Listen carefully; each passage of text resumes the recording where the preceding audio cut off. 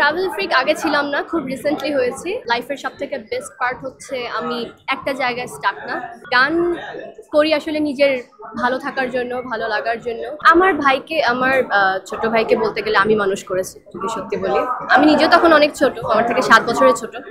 So আমার কাছে না ও একটা পুতুলের মতো ছিল। আমি যখন ওকে ছোটবেলায় যখন পাই, একদম পুতুলের মতো করে আদর করতাম। ওকে পড়াশোনা শেখানো, ওকে গান শেখানো, ওকে খেলাধুলা শেখানো, কার্টুন দেখা ওর সাথে বসে, ওকে খাওয়ানো, গোসল করানো, এভরিথিং।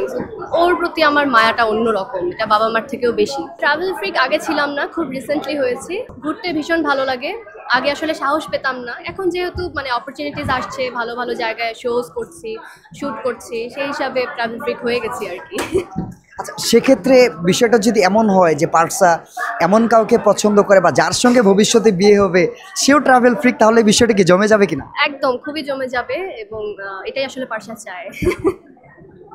বর্তমান ব্যস্ততা আসলে অনেক বেশি, যদি বলি। শ্যুট করছি টানা, অনেকগুলো কাজ করছি, শোজ করলাম, অনেকগুলো গানের শ্যুট চলছে। আমার একটা সিরিজের শ্যুট চলছে, 10 পর্বের ইউটিউবের একটা সিরিজ, খুব শীঘ্রই আসবে। আর 2 দিন হয়তো আমাদের এই শ্যুট বাকি আছে।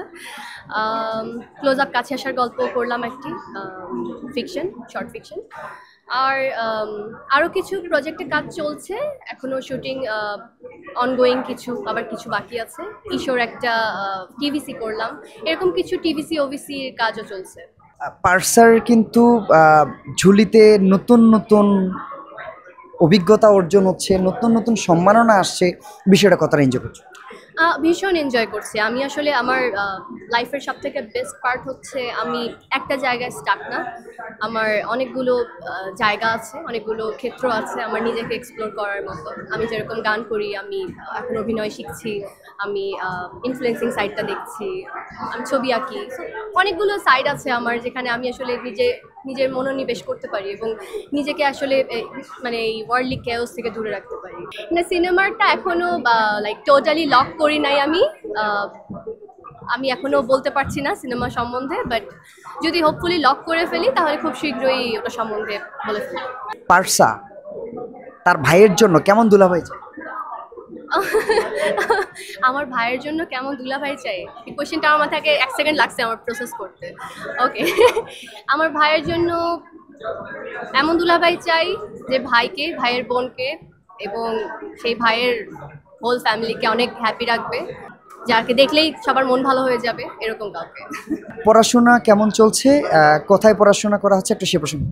আমি নর্থ সাউথ ইউনিভার্সিটিতে পড়ছি, আইবি, ইন্টারন্যাশনাল বিজনেস আমার মেজর। এটা আমার 7th সেমিস্টার। সামনে কি কি গান আসবে?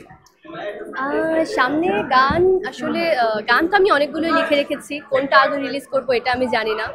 গান করি আসলে নিজের ভালো থাকার জন্য, ভালো লাগার জন্য, কিংবা নিজের মনের ভিতরের ক্ষোভ আক্রোশ প্রকাশ করার জন্য।